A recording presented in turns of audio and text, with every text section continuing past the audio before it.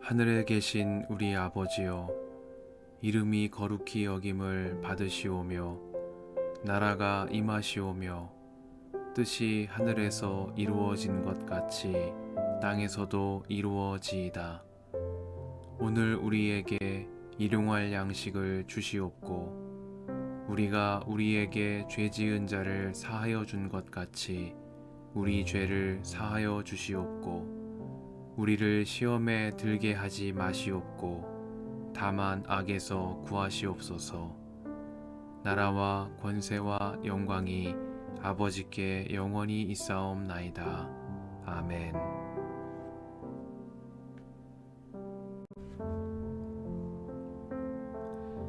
이스라엘 자손이 길을 떠나 모압 평지에 진을 쳤다. 그곳은 요단강 건너 곧 여리고 맞은편이다. 십볼의 아들 발락은 이스라엘이 아모리 사람에게 한 모든 일을 보았다. 모압 사람들은 이스라엘 백성의 수가 대단히 많아서 몹시 무서워하였다. 모압 사람들은 이스라엘 자손이 나타난 것 때문에 두려워하였다. 모압 사람들이 미디안 장로들에게 말하였다. 이제 이 큰 무리들이 우리 주변에 있는 모든 것을 먹어치우고 있습니다. 마치 소가 들판의 풀을 뜯어먹듯 합니다. 십볼의 아들 발락은 그 당시 모압의 왕이었다. 그는 부올의 아들 발람을 불러오려고 사신들을 부돌로 보내어 말을 전하게 하였다. 그때에 발람은 큰 강가 자기 백성의 자손들이 사는 땅 부돌에 있었다. 발락이 한 말은 다음과 같다. 한 백성이 이집트에서 나와서 온 땅을 덮고 있습니다. 드디어 바로 나의 맞은편에까지 와서 자리 잡았습니다. 이제 오셔서 나를 보아서 이 백성을 저주하여 주시기 바랍니다. 그들은 너무 강해서 나로서는 도저히 감당할 수 없습니다. 그렇게만 해주신다면 나는 그들을 쳐부수어서 이 땅에서 쫓아낼 수 있을 것입니다. 그대가 복을 비는 이는 복을 받고 그대가 저주하는 이는 저주를 받는다는 것을 나는 알고 있습니다. 모압 장로들과 미디안 장로들은 길을 떠났다. 그들은 복채를 가지고 갔다. 발람에게 이르렀을 때에 그들은 발락이 자기들에게 한 말을 전하였다. 그러자 발람이 그들에게 말하였다. 오늘 밤은 여기에서 지내십시오. 주님께서 나에게 하시는 그 말씀을 들어본 다음에 알려드리겠습니다. 그리하여 모압 고관들은 발람과 함께 머물렀다. 하나님이 발람에게 오셔서 물으셨다. 너와 함께 있는 이 사람들이 누구냐? 발람이 하나님께 아뢰었다. 십볼의 아들 발락 곧 모압 왕이 저에게 보낸 사신들입니다. 이집트에서 한 백성이 나왔는데 그들이 온 땅을 덮었다고 합니다. 저더러 와서 발락에게 유리하도록 그 백성을 저주하여 달라는 부탁을 하였습니다. 그렇게만 해준다면 발락은 그 백성을 쳐부수어서 그들을 쫓아낼 수 있겠다는 것입니다. 하나님이 발람에게 말씀하셨다. 너는 그 사신들과 함께 가지 말아라. 이집트에서 나온 그 백성은 복을 받은 백성이니 저주하지도 말아라. 다음 날 아침에 발람이 일어나 발락이 보낸 고관들에게 말하였다. 당신들의 나라로 돌아가시기 바랍니다. 주님께서는 내가 당신들과 함께 가는 것을 허락하지 않으십니다. 그리하여 모압 고관들은 일어나 발락에게로 돌아가서 보고하였다. 발람이 우리와 함께 오기를 거절하였습니다. 발락은 사람들을 더 보냈다. 수도 늘리고 처음 갔던 이들보다 직위도 높은 사람들이었다. 그들이 발람에게 가서 말하였다. 십볼의 아들 발락이 말합니다. 아무것도 거리끼지 말고 나에게로 오시기 바랍니다. 내가 그대에게 아주 후하게 보답하겠고 또 그대가 나에게 말씀하시는 것이면 무엇이든지 하겠습니다. 꼭 오셔서 나에게 좋도록 저 백성에게 저주를 빌어주시기 바랍니다. 그러나 발람이 발락의 신하들에게 이렇게 대답하였다. 발락이 비록 그의 궁궐에 가득한 금과 은을 나에게 준다 해도 주 나의 하나님의 명을 어기고서는 크든 작든 아무 일도 할 수 없습니다. 그대들은 오늘 밤은 이곳에서 묵으십시오. 주님께서 나에게 무엇을 더 말씀하실지 알아보겠습니다. 그날 밤에 하나님이 발람에게 오셔서 말씀하셨다. 이 사람들이 너를 부르러 왔으니 너는 일어나 그들과 함께 가거라. 그러나 내가 너에게 하는 말만 하도록 하여라. 발람은 아침에 일어나 자기 나귀의 안장을 얹고 모압 고관들을 따라서 길을 나섰다. 그러나 그가 길을 나서는 것 때문에 하나님이 크게 노하셨다. 주님의 천사가 그의 대적자가 되어서 길에 서서 가로막았다. 발람은 자기 나귀를 탄 채로 있었고 그의 두 종이 그와 함께 있었다. 나귀는 주님의 천사가 칼을 빼어 손에 들고 길에 선 것을 보고 길을 벗어나 밭으로 들어갔다. 발람은 나귀를 때려 다시 길로 들어서게 하였다. 그러자 주님의 천사가 이번에는 두 포도원 사이에 좁은 길을 막아섰다. 길 이쪽에도 담이 있고 길 저쪽에도 담이 있었다. 나귀는 주님의 천사를 보자 이쪽 벽으로 몸을 바짝 붙여 발람의 발을 벽에 긁히게 하였다. 그러자 발람이 나귀를 한 대 더 때렸다. 그때 주님의 천사가 앞으로 더 나아가 오른쪽으로도 왼쪽으로도 피할 수 없는 좁은 곳에 섰다. 나귀는 주님의 천사를 보고는 발람을 태운 채로 주저앉았다.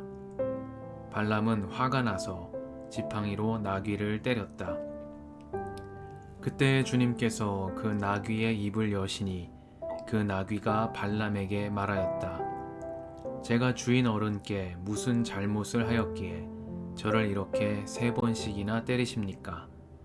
발람이 나귀에게 대답하였다. 너는 나를 놀림감으로 여기느냐?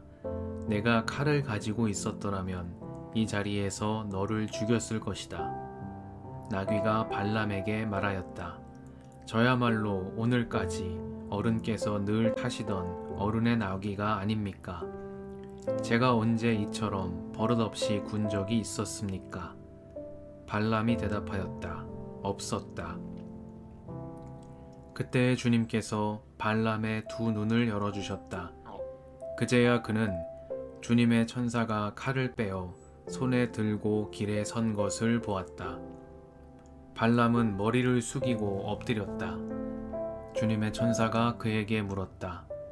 너는 왜 너의 나귀를 이렇게 3번씩이나 때리느냐?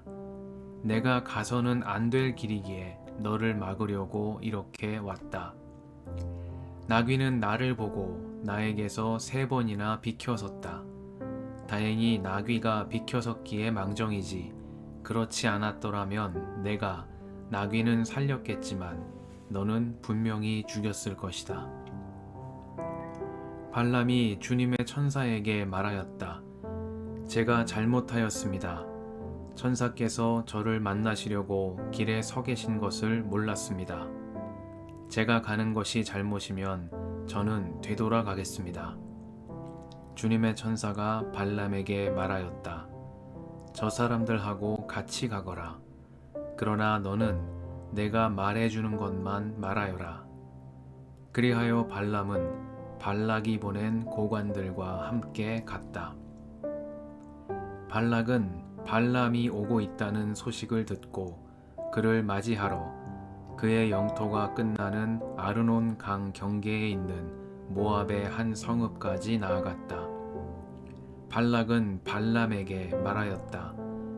내가 당신을 불러오려고 사신을 보내고 또 보내지 않았습니까? 어찌하여 곧바로 나에게 오지 않으셨습니까? 내가 당신을 존귀하게 대접할 능력이 없다고 생각하셨습니까? 발람이 발락에게 대답하였다. 보십시오. 이렇게 제가 임금님께 왔습니다. 그러나 제가 무슨 말을 할 수 있겠습니까? 하나님이 저의 입에 넣어주시는 말씀, 그것이 무엇이든지 저는 그것만을 말하겠습니다. 발람은 발락과 함께 갔다. 그들은 후솥 마을까지 갔다. 발락은 소와 양을 잡아 제사를 드리고 발람과 그를 데리고 온 고관들에게 고기 얼마를 보내주었다. 다음 날 아침이 되니 발락은 발람을 데리고 바알 산당으로 올라갔다. 거기에서 발람은 이스라엘 백성이 친 진의 끝부분을 보았다.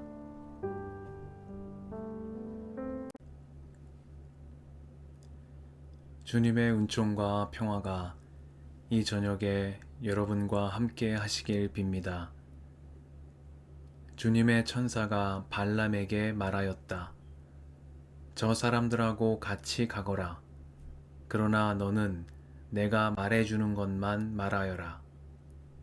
그리하여 발람은 발락이 보낸 고관들과 함께 갔다. 말씀 앞에서 성령의 인도하심과 지혜를 구합니다.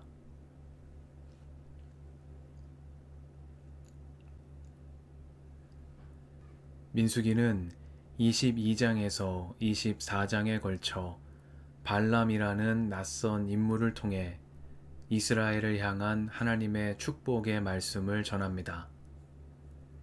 발람은 이방인 주술사이자 돈을 받고 신의 뜻을 전하는 거짓 선지자였습니다. 모압의 왕 발락은 그들이 이스라엘 백성과의 싸움에서 승리할 수 없을 것이라는 두려움에 사로잡혀 있었습니다. 모압 왕 발락은 이스라엘이 아모리 사람에게 한 일을 모두 보았고 머지않아 자신들에게 닥치게 될 일들을 두려워하며 주술사 발람을 불러 이스라엘을 저주해달라고 그에게 부탁했습니다. 모압 왕 발락은 신적인 힘의 도움을 원했고 주술사 발람은 그 힘을 자신이 마음대로 다룰 수 있다고 믿었습니다. 발락과 발람 모두에게 신은 그들이 원하는 것을 얻어내기 위한 도구이자 한낱 수단에 불과했습니다. 그리고 이들 사이를 연결하는 것은 발락의 궁궐에 가득한 금과 은이었습니다. 모압 왕 발락은 제물로 신의 보호를 사고자 했으며 발람은 제물을 대가로 신의 보호를 팔고자 했습니다. 그들에게 신은 언제든 사고 싶으면 살 수 있고 팔고 싶으면 팔 수도 있는 매끄럽고 교환 가능한 상품처럼 보입니다. 그러나 민수기 22장에서 우리는 낯선 하나님의 모습과 만납니다. 논리적으로 이해되지 않는 타자성으로 충만한 텍스트 앞에서 당혹스러움을 느끼게 됩니다. 먼저 하나님은 발락에게 가려는 발람에게 나타나셔서 너는 그 사신들과 함께 가지 말라고 말씀하셨습니다. 이집트에서 나온 그 백성은 복을 받은 백성이니 저주하지도 말라고 말씀하셨습니다. 그래서 발람은 자신을 데리러 온 발락의 사신들을 돌려보냈습니다. 주님께서 내가 당신들과 함께 가는 것을 허락하지 않으신다고 말했습니다. 그러나 얼마 후에 발락이 사람들을 더 보내자 하나님은 발람에게 이 사람들이 너를 부르러 왔으니 너는 일어나 그들과 함께 가라고 하셨습니다. 왜 갑자기 뜻을 바꾸셨는지에 대해 민수기는 아무런 설명을 덧붙이지 않습니다. 발람은 자기 나귀의 안장을 얹고 모압의 고관들을 따라 길을 나섰습니다. 하나님이 가라고 하셔서 나선 길이었습니다. 그런데 민수기는 곧이어 그가 길을 나서는 것 때문에 하나님이 크게 노하셨다고 말합니다. 주님의 천사가 그의 대적자가 되어서 발람의 길을 가로막았고 발람이 탄 나귀는 그를 보고 비틀거리다 주저앉고 말았습니다. 주님의 천사는 발람을 향해 내가 가서는 안 될 길이기에 너를 막으려고 이렇게 왔다고 말했습니다. 사신들과 가지 말라고 하셔서 사신들을 돌려보냈고 다시 그들과 함께 가라고 하셔서 길을 나섰습니다. 그런데 하나님이 크게 노하시며 주님의 천사가 길을 막아서는 상황이 매끄럽게 이해가 되지는 않습니다. 발람은 주님의 천사에게 말했습니다. 제가 잘못하였습니다. 제가 가는 것이 잘못이면 저는 되돌아가겠습니다. 그러자 이번에는 주님의 천사가 발람에게 말했습니다. 저 사람들하고 같이 가거라. 그러나 너는 내가 말해주는 것만 말하여라. 마침내 발람은 발락이 보낸 고관들과 함께 모압 왕 발락에게로 가게 되었습니다. 민수기 22장의 하나님은 발락과 발람의 교환 가능한 신, 물질로 환원 가능한 매끄럽고 이해되는 신의 모습과는 대조적입니다. 하나님은 말씀을 듣는 이들의 이해 너머에 계시는 것 같습니다. 모압 왕 발락과 거짓 선지자 발람에게 신의 뜻은 언제나 명확해 보였습니다. 그들의 신은 파악될 수 있는 이해의 지평 안에 있었고 심지어 자기 욕망을 위해 언제나 교환 가능한 대상으로 거기에 있었습니다. 그러나 민수기 22장의 말씀을 통해 만나는 하나님은 암과 확신 너머에 계신 타자로서의 하나님이십니다. 그분 앞에서 언제나 겸손함과 경청의 태도가 필요한 이유입니다. 나에게 하나님은 어떤 분이신가 가만히 떠올려 봅니다. 그분 앞으로 나아갈 때 나는 여전히 모르는 마음으로 겸손하고 낮은 마음으로 그분 앞으로 나아가는지 아니면 발락과 발람처럼 확신에 찬 알므로 그분이 마치 내 손 안에 있는 것처럼 생각하고 행동하는 것은 아닌지 이 저녁에 말씀 앞에 우리를 비춰봅니다. 그분이 하시는 일을 다 이해할 수 없을 때에도 신실함과 순전함으로 주님을 신뢰하는 내가 되게 해주시기를 이 저녁에 간구드립니다. 함께 기도하시겠습니다.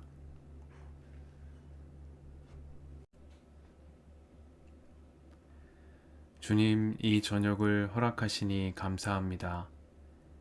주님이 하시는 일을 다 이해할 수 없을 때에도 신실함과 순전함으로 주님을 따르는 저희가 되게 하옵소서.